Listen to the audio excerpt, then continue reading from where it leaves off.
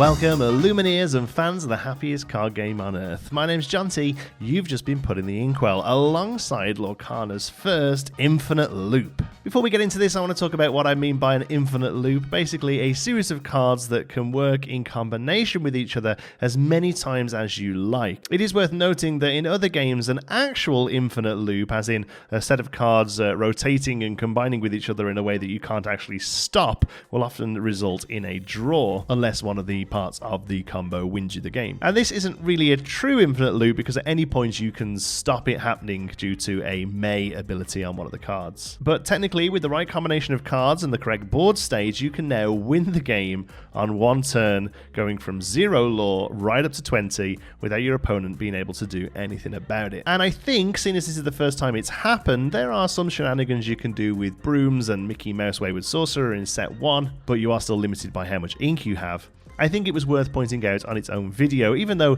chances of this actually happening are almost none. The fact that it can possibly happen is worth mentioning, I think. So we're going to start off with just 2 cards and then slowly build it out until we get to our full infinite lore combo. The whole engine revolves around Madam Mim, rival of Merlin. She's a 5-costed inkable 2/5 for 2 lore with shift 3 and the ability Gruesome and Grim. You can exert her to play a character with cost 4 or less for free, and they gain rush. At the end of the turn, you banish them. Perfectly great card that I think we'll definitely see play alongside a 2-costed inkable 2/2 for 1 lore LeFou, Instigator. He has the ability Fan the Flames. Whenever you play this character, you can ready chosen character they can't quest for the rest of this turn. Again, a perfectly playable card that I have a little soft spot for because this is one of the cards I got to reveal for set 1. So you might well be already ahead of me, but if you have Madam Mim on the board and she's able to exert, you can exert her to play LeFou for free. In doing so, LeFou's enter play ability triggers and you can stand Madam Mim back up again. LeFou gains rush and can be thrown into a target opponent's character that is also exerted. LeFou will deal 2 damage and then be banished. So far so good, but not much of a combo. But let's throw in a 7-costed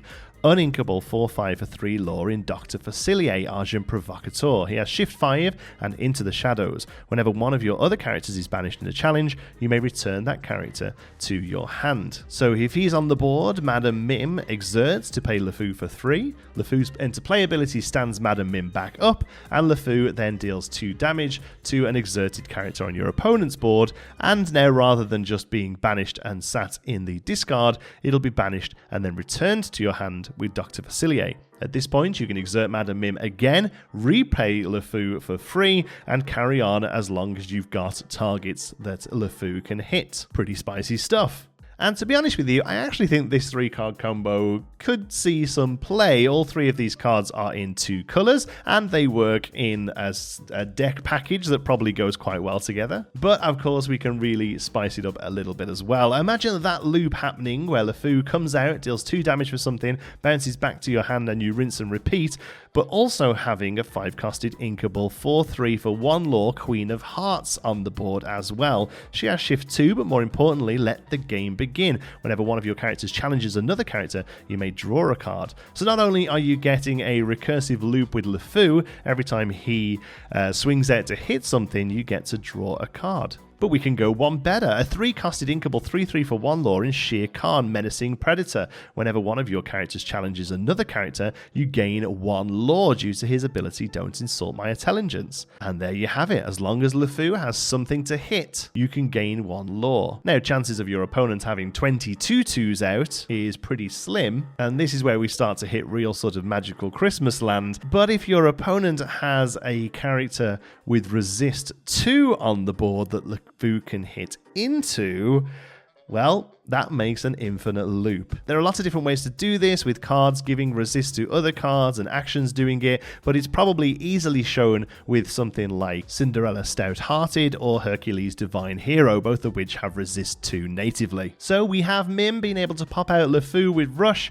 hitting into something, bouncing back with Facilier, and then getting value out of either Queen of Hearts or Shere Khan. But now if the opponent has a Cinderella or Hercules exerted, LeFou will hit into them, dealing no damage, but still challenging and bouncing back to your hand. You can do this over and over again until you've got all the cards that you need, or more likely with sheer Khan, you win the game, because each of these loops grants you one lore. As you can see at this point, this board state is almost impossible to achieve. Not only do you have to have 4 cards available to yourself and have none of them be removed before this sees play, you also have to have your opponent have one of 2 specific cards out, or a combination of others that make the same ability happen, and have them exert on a board that probably they shouldn't be exerted into. I guess you could add in something like an Elsa to exert one of them yourself, but at that point you're really getting into magical Christmas land territory. But what I do think is interesting here is that this is the first time we've been able to do this in Lorcana. So far there's been no word on whether or not this is allowed, and what I mean by that is there are some games that limit the amount of times something like this could happen. Keyforge, for instance,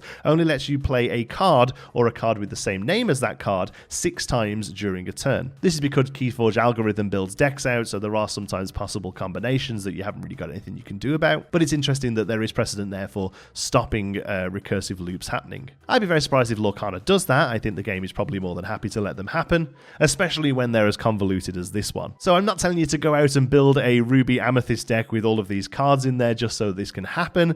I just wanted to share this with you all because I thought it was fun, and it's, you know, a bit of a historic moment as far as the game development is concerned. Tomorrow sees the start of our Spicy or Trash series, where we rip into each colour individually for Rise of the Floodborn, let you know which cards are worth it and which cards are worth ditching. Until then, thank you so much for watching. Hope you've enjoyed it. If you have, give us a like and all that other YouTube goodness. Until the next one, be good.